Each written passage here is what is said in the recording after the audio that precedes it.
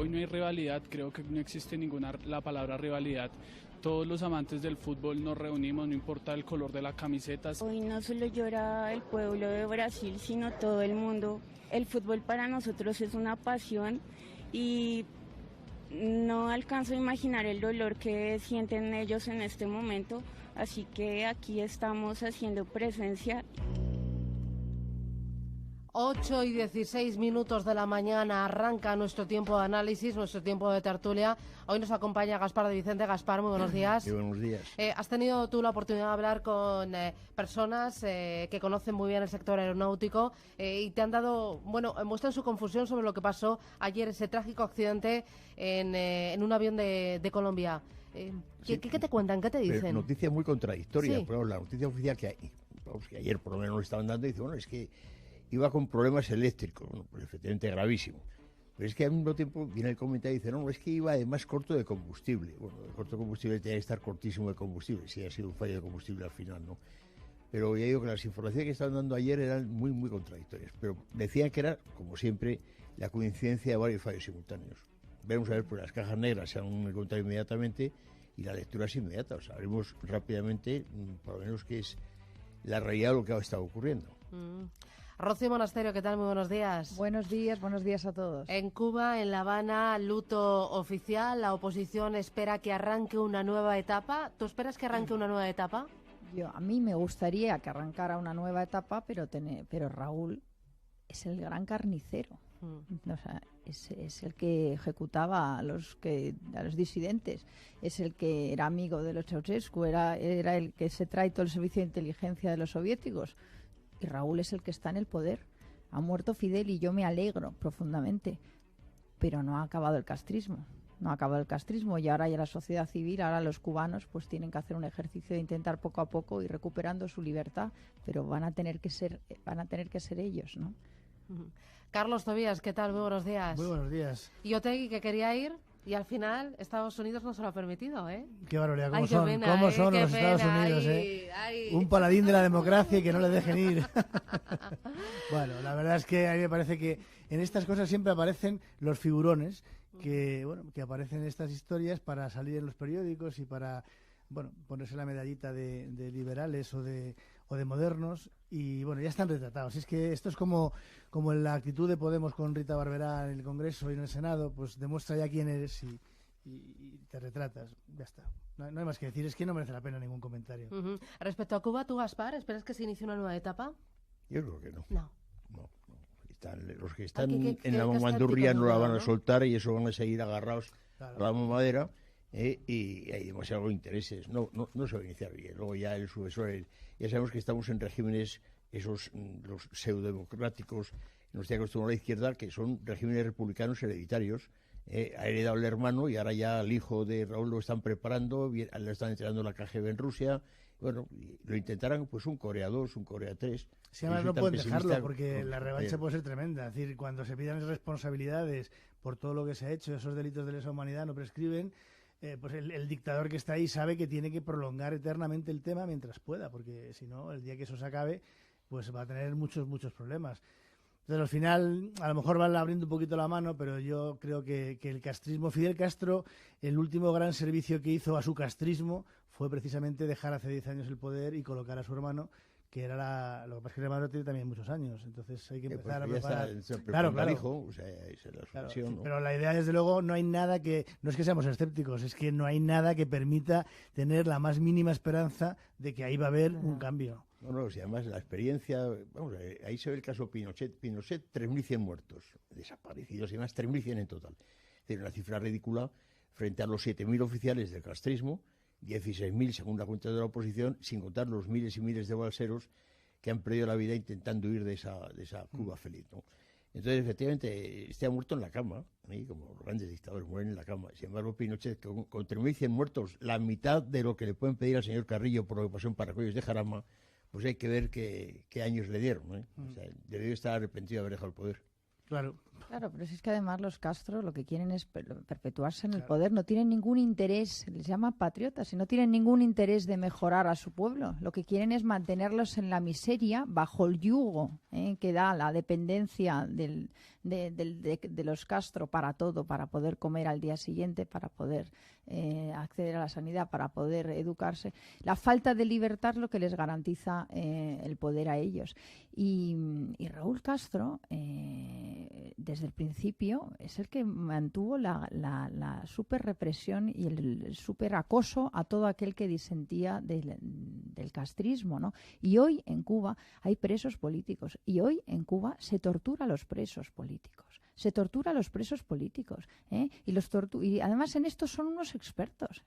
Las técnicas que tienen, el cocodrilo sin dientes, el oso cabraza, todos esos son técnicas de tortura que se practican hoy en Cuba. Y esto no me lo invento, esto me lo dice gente que ha estado en el Partido Comunista, y que hoy por una serie de razones pues han salido de ahí, ¿no? Raúl Castro, el hermanastro de Fidel, porque son hermanastros, pues da la casualidad que era el hijo de un capataz de un ingenio azucarero que era de mi familia, ¿no? Y a los primeros que nos vinieron a buscar fue a nosotros. Fíjate. Claro. Entonces, ¿qué esperanza vas a tener cuando hay ese odio, ¿no? Entonces, los Castro expropian a los cubanos. ¿Qué es esto del boicot? No, expropian a los cubanos. El decreto del 60 lo que hace es expropiar un montón de empresas de cubanos. Porque tú tienes familia allí. Ahora ya no tengo no tengo, claro. ¿Salisteis cuándo? En el 61 o 62 mi padre, y yo tengo el pasaporte cubano y una salida de Cuba con 3 años. Entrada en Estados Unidos. Entonces, ¿qué pasa? Que realmente lo que ha hecho los Castro, lo que han hecho es acabar con la libertad del pueblo cubano, y eso es lo que tenemos que tener claro. Y han adoctrinado a generaciones y generaciones y generaciones en el castrismo. En los colegios cubanos hablas de que la revolución o muerte. Y si te sales de eso, te apuntan todos tenemos un expediente, que es un cuadernito donde van apuntando cada desobediencia o cada salida que tienes del camino que marcan ellos, ¿no? Claro, y ese expediente va contigo toda la vida. Y los cubanos que no saben si van a comer mañana, claro, ¿qué van a hacer? ¿Qué van a hacer? ¿Van a disentir Es que no comes, eso es lo que tenemos que entender. Bueno, hay otro asunto aquí en España muy importante. Ayer el vicepresidente catalán Oriol Junqueras presentó el proyecto de presupuestos para 2017. Redactó las cuentas tratando de contentar a sus socios antisistema, aumentando los impuestos en 181 millones de euros, destinando un mayor gasto a las políticas sociales, 1.170 millones de euros, y sobre todo explicitando su compromiso con el referéndum. Destina una partida de 6 millones de euros para organizar un referéndum soberanista el año que viene. Quiero que escuchéis. Estic convençuda que tots treballaran amb responsabilitats per aconseguir els millors pressupostos possibles. Convençuts que és la millor de les propostes possibles en aquests moments. Segur que tindrem un debat intens, a voltes apasionat. En lugar de dar respuesta a los problemas reales de los catalanes, lo que busca es el conflicto y la confrontación. Lo que ponen en evidencia es que Cataluña en estos momentos está gobernado por unos radicales. Nadie está por encima de la ley, y en un presupuesto no se pueden destinar partidas económicas a asuntos que no son competencias propias de la Comunidad Autónoma. Para poner sobre la mesa un par de datos, la deuda de Cataluña ascendía en el segundo trimestre del año a 74.700 millones de euros, lo que equivale al 36% de su PIB. En los últimos 12 meses ha aumentado esa deuda en 8.200 millones. En cuanto al déficit, la comunidad cerró el año pasado con una desviación en sus cuentas del 2,7%. Es la mayor de todas las regiones. Carlos. Bueno, yo es que creo que esto es una tomadura de pelo en general. Pero yo creo que los catalanes tienen lo que han votado. Es decir, esto es lo que Cataluña quiere. Quiere unos señores que le suban los impuestos, que despilfarren el dinero no ya en tonterías y en fastos para su propia gloria, sino además en actitudes ilegales que ya les han dicho varias veces el Tribunal Constitucional que no, y les están engañando diciéndoles España nos roba. No, señores, ustedes están robando al pueblo catalán. Están gastando su dinero en este tipo de cosas Pero toda esta historia, aparte de que alguna vez en las elecciones catalanas se pondrá fin a este desmadre, el problema lo tiene el gobierno central, porque es que Mariano Rajoy ha hecho dejación de sus funciones en Cataluña, y el gobierno de España no está, habla mucho de unidad, pero no está ejerciendo esa función de unidad en España. Es decir, en Cataluña es muy fácil desde Madrid decir, es que en Cataluña hay que respetar el castellano, pero a un señor que pone un rótulo en castellano en una tienda le ponen una multa y se la cierran. Entonces, claro, es muy bonito decirlo aquí, es muy cómodo, pero hay que decirlo allí. Y el gobierno español tiene que ejercer las competencias y las obligaciones que le marca la Constitución. Tiene. Gaspar. Efectivamente, pero además se ha demostrado que desde Aznar, que hizo la primera bajada de pantalones en las negociaciones para hacerse con la presidencia del gobierno, pues desde Aznar los gobiernos sucesivos, sean del PSOE, unos cuantos, y sean del PP, pues ha habido bajadas de pantalones sucesivas, el ceder continuamente. Ya sabemos que con el carácter de Rajoy va el no pelear, dejar hacer, y no quedé ya con el señor Rodríguez Zapatero lo que ocurrió, y así nos va, y así nos seguirá yendo. Esto es una más, y es siempre pasito a pasito, con su cuaderno de ruta, siguen dando pasos, y aquí es un paso más. Los 6 millones de euros, pues sí, da igual, aunque hubieran puesto uno, se me da igual. Si es como cuando hubo la cesión del IRPF, si me da igual que le cedan un 1% con 15, es que le cede usted, luego ya llegarán al 90% o al 150% si hace falta. O sea, vamos por muy mal camino, ¿no? Y habría que demostrar, sentencias sucesivas en todos los ambientes, en el educativo, de derechos que han sido conculcados. Pero vamos a ver, es que, ¿qué pasa? Sentencia en algo, no se cumple, ¿y qué? Es una situación de impunidad absoluta, ¿eh? Y también sigo aprovechando, ¿qué pasa con los juicios de los señores Oriol?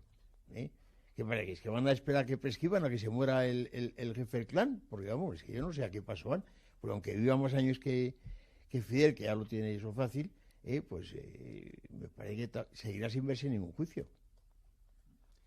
Pues sí, señores, en Cataluña lo que hay que aplicar es, hay que sacar las esposas y el Código Penal. Y se acabó. Y sin ley no hay democracia. Y los catalanes lo que son víctimas de los secesionistas. Son víctimas del adoctrinamiento. Son víctimas de unos señores que quieren que vaya cuanto peor, mejor para poder dominarles. Y esto, y otra vez se está perpetrando el gran atraco a todos los españoles porque nos quieren robar España y además con el dinero de nuestros bolsillos. Y en esto están todos.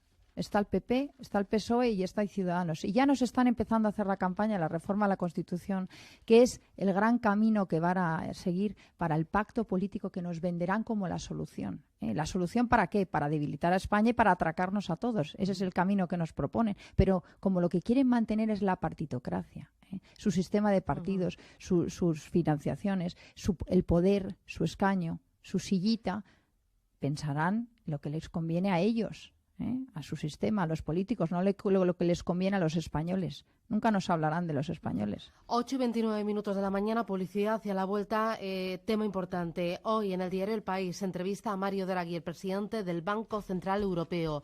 Le preguntan si la política puede arruinar la recuperación económica en Europa, y dice que sí, que hay que tener mucho cuidado con el auge de los populismos que puede frenar esa recuperación. Y le preguntan, ¿existe el riesgo de volver a los años 30, a sus proteccionismos y también a su autoritarismo? Publicidad a la vuelta, escuchamos su respuesta y me deis vuestra opinión. 8:32 de la mañana, Capital Intereconomía. Vamos a mirar Europa y lo vamos a hacer a través de una compañía de Uber, porque ha comenzado ya esta semana, justo ayer mismo, su periplo judicial en Europa, con la vista puesta en 2017, donde puede ver truncado su modelo de negocio. Ayer, juicio importante, Tribunal de Justicia Europea. Vamos a intentar comprender cuáles son los pasos, qué ocurrió en el día de ayer y cuál es el motivo de todo ello. Nos acompaña Miguel Ángel Leal, que es presidente de Fede Taxi. Don Miguel Ángel, ¿qué tal? Muy buenos días. Hola, buenos días, ¿qué tal? Usted estuvo ayer allí en Bruselas y en el juicio, ¿verdad? Sí, estuvimos allí presentes, sí, así es. ¿Qué se planteó en el día de ayer? Bien, lo que estaba en cuestión ayer es si Uber era una empresa de transporte o de la llamada economía colaborativa, o sea, una una plataforma de sociedad de la información. En fin, esto viene porque lo mandó un juez español, un juez de Barcelona, lo mandó aquí a Europa para dirimir esta cuestión, ¿no? Porque claro, varía mucho la cuestión, dependiendo de si es empresa de transporte o sociedad de la información. Uber, ¿qué es lo que alega? ¿Qué es lo que hace para defenderse? ¿Qué argumentos expone? Uber defiende que es sociedad de la información y para así no estar sujeto a ninguna normativa del Reino de España. Y en fin, lo que pasa es que sus argumentos pues no se sostienen, ¿no?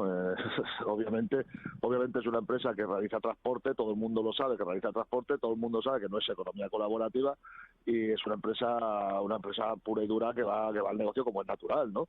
Y bueno, ellos sí siguen sosteniendo pues esto que es sociedad de la información para eludir cualquier norma relativa al transporte en España y así no estar sujeto pues a cuestiones fiscales, a cuestiones propias de que sí que tenemos que afrontar los transportistas. Claro, y ustedes los taxistas sí que consideran que es evidente que Uber sí que ofrece un servicio de transporte, ¿no? Y que el sector ya está regulado aquí en España.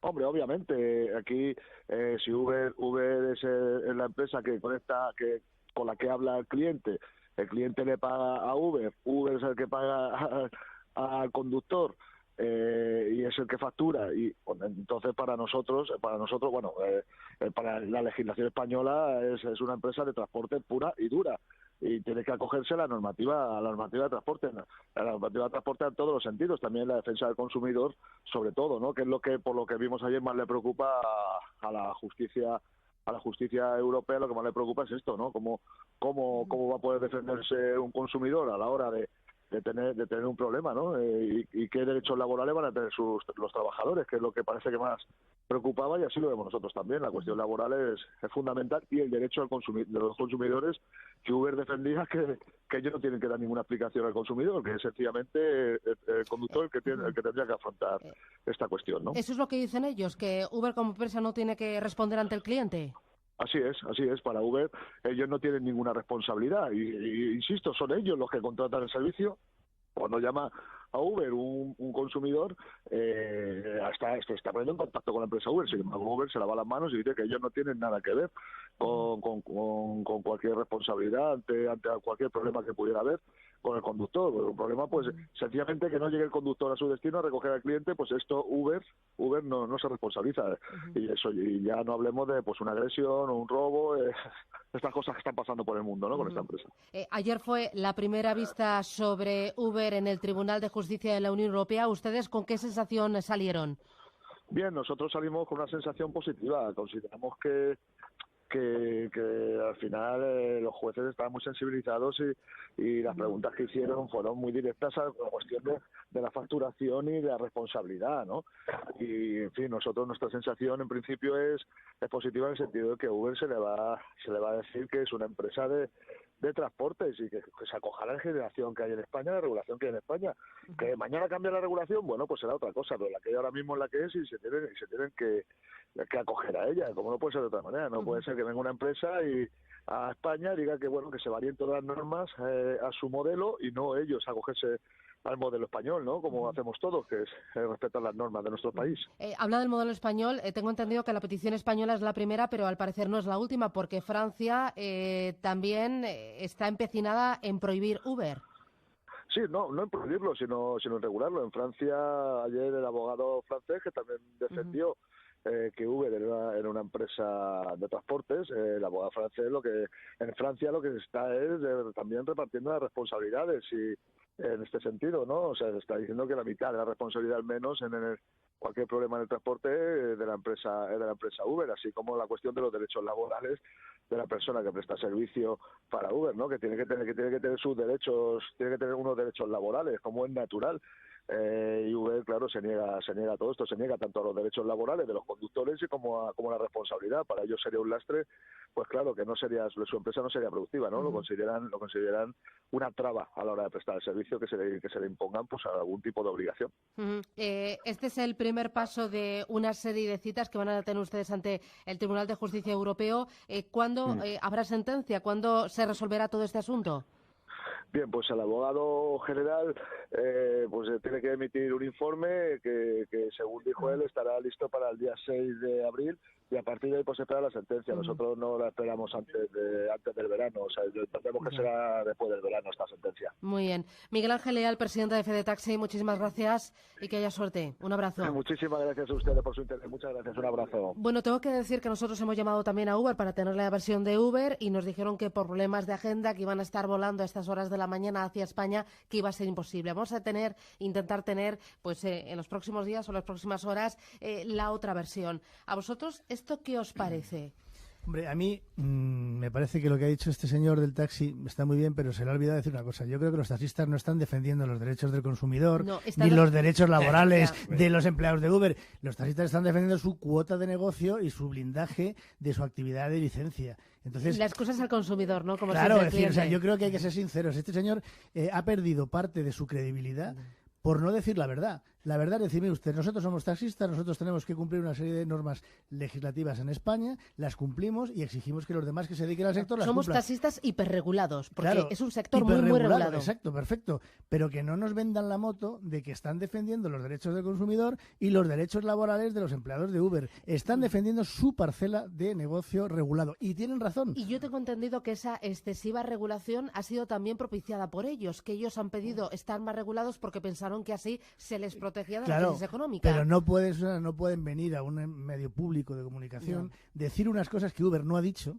y pretender vendernos la historia de que están defendiéndonos a nosotros.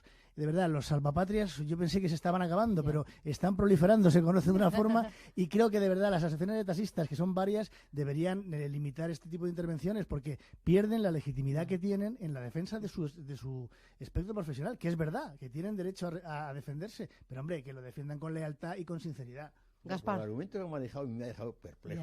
Cuando tú llamas por teléfono a Uber, es responsable Uber. Oye, cuando llamo a Radio Taxi, claro, o sea, esto es igual que Radio Taxi. O sea, llamo a Radio Taxi y Radio Taxi no es empresa de transporte, no es nada de eso. O sea, es que la demagogia barata de estos representantes es la leche. Pero perjudican al sector del taxi. Con estas intervenciones radiofónicas perjudican al sector del taxi porque lo que ha dicho es una tomadura de pelo al consumidor. A mí estos señores no me defienden. A mí me defiende el que haya un sector regulado y que se exija a Uber y a quien sea que cumpla la ley.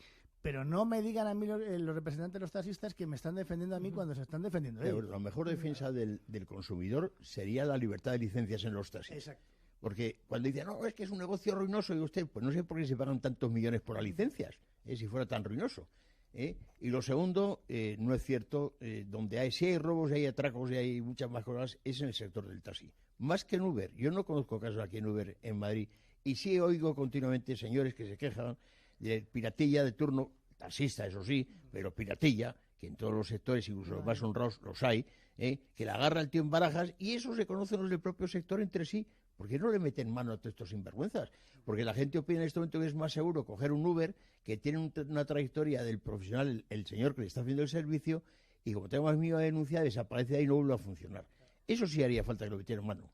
Rocío, rápido, que me quiero aparte otro tema. el problema es la regulación, y lo que tenemos que entender es que la regulación pues encorseta y impide una adaptación a la realidad, porque al final los consumidores han descubierto otro producto. Los consumidores eligen. Claro, otro producto los clientes no que son de les nadie. gusta. Entonces, cuando hablemos de mercado, vayamos a ver qué quiere el consumidor. Claro, entonces, el cliente es el que elige. Claro. Y entonces habrá que ver qué hay que hacer con esa regulación, porque es verdad que no es justo que se paguen 170.000 euros por una licencia y luego venga otro señor que pueda hacer lo mismo. Es verdad, pero habrá que resolverlo, de otra manera. Llegamos a las 9. A la vuelta, dos cosas. El tema de Mario Draghi. Los populismos están arruinando la recuperación económica de España.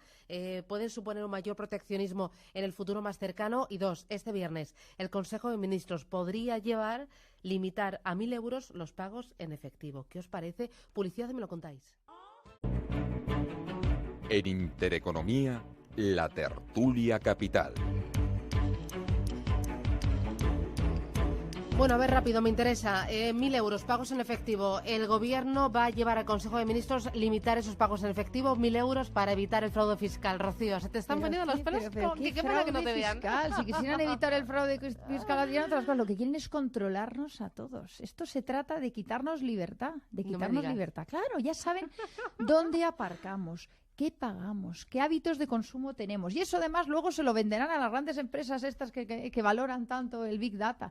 Esto es simplemente tenernos a los españoles controlados. Y a esto están entregados todos, porque aquí lo de la libertad de cada uno, eso ya no lo respetan nada, y el PP desde luego ya cada vez menos. Con lo cual no tengo seguro que se van a poner todos de acuerdo en esto, porque en esto también están todos en el consenso, el PP, el PSOE y Ciudadanos, porque son lo mismo. ¿Tú qué dices, Carlos? Yo creo que esto es un atentado también contra la libertad, porque en definitiva, si me quieren controlar el fraude fiscal, que lo controlen, pero que no limiten los derechos de los ciudadanos. ¿Por qué tengo yo que ir a un banco? ¿Por qué tengo yo que pagar con medios electrónicos cuando hay una cosa que se llama dinero, que siempre ha existido y que supongo que desaparecerá, porque llegará un momento en que tenemos que llamar a Moncloa para pedir permiso para pagar un taxi, ahora que hemos hablado del taxi, porque llega a una situación en la que la regulación es tan exagerada. Mientras estamos viendo casos de fraude multimillonarios, resulta que le están controlando a un señor si ha pagado 1.100 euros en metálico o no. Y al final yo creo que esto, bueno, pues acabará teniendo razón el señor Iglesias y habrá una oficina de la verdad donde un oficial comisario político nos dirá lo que es verdad y lo que es mentira, y todos adoctrinados deberemos seguir el cumplimiento de estas doctrinas, ¿no? Me parece lamentable. ¿Y Gaspar? No, absolutamente de acuerdo con lo que han dicho mis dos compañeros, tengo vergüenza. Tenemos que recordarlo, les decía siempre, con Franco éramos más libres, qué demonio. O sea, contra Franco vivíamos mejor, ¿no? Sí, hombre, sí. Y eso es que me ha tocado correr mucho antes los grises, pero vamos, que es una vergüenza aquí.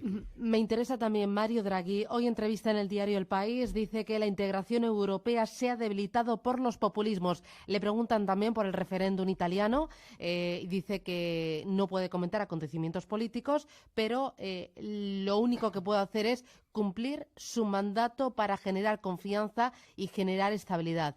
De lo de Italia y también de los populismos en Europa. Pero bueno, a ver, estos burócratas europeos, que además no hemos votado, estos burócratas europeos que se dedican a pontificar, a decir, bueno, pues eso, a decretar, resulta que lo que quieren ahora es echar la culpa al populismo de su fracaso, del fracaso de la socialdemocracia, del gran fracaso que vamos a ver del estado de bienestar. Y como no son capaces de hacer un ejercicio de reconocer sus errores, lo que van a hacer es buscar al enemigo para largarle todas las culpas, ¿no? Entonces, esto lo vamos a ver durante este año y el próximo. Y lo que está pasando en Europa es que los europeos lo que quieren es recuperar ciertos temas que han perdido gracias a estos burócratas, que quieren recuperar la soberanía nacional, quieren recuperar, defender la identidad de sus países. Y esto no quiere decir no estar en Europa. Esto quiere decir hacer una Europa de naciones fuertes, de naciones que se distingan y que se unan para lo importante, pero que mantengan su identidad. Y eso a los burócratas les molesta, porque le desmonta su sistema, el macrosistema de sus prebendas y el macrosistema bueno, si es que no hay nada más que irse a Bruselas, a ver en qué gastan el dinero fruto de nuestro esfuerzo, en qué lo gastan. Rápido, Carlos. Bueno, nosotros estuvimos 4 años viviendo en Bruselas y hay 2 ciudades. Está Bruselas, la ciudad, y Bruselas, la burocracia que decía Rocío, donde van a otro ritmo. Entonces, se ha perdido la identidad nacional. Los funcionarios de la Unión Europea no son de ningún país, como tiene que ser, porque por otra parte defienden los intereses europeos, pero el problema es que pasa un poco como a nivel local. Los intereses de los políticos no tienen nada que ver con los intereses de los ciudadanos. Y entonces es muy complicado que un ciudadano de un determinado Estado miembro se sienta representado por la burocracia de Bruselas.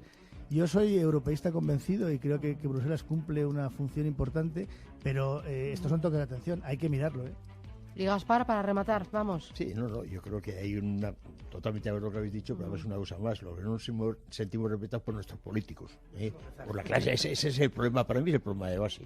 Muy bien. Y por eso han aprovechado esa circunstancia, de esa desilusión, ese cabreo que tenemos todos los ciudadanos con nuestros políticos, por los populismos, que son los que sacan rendimiento. Populismos de izquierda, como vemos aquí en España, populismos de derecha, como en Francia. Pero es que los políticos no hacen políticas para nosotros, hacen políticas para las minorías y determinados colectivos que les pagan a ellos. Vamos, Rocío Monasterio, Carlos Tobías, Gaspar de Vicente, gracias y a por el miércoles. Adiós.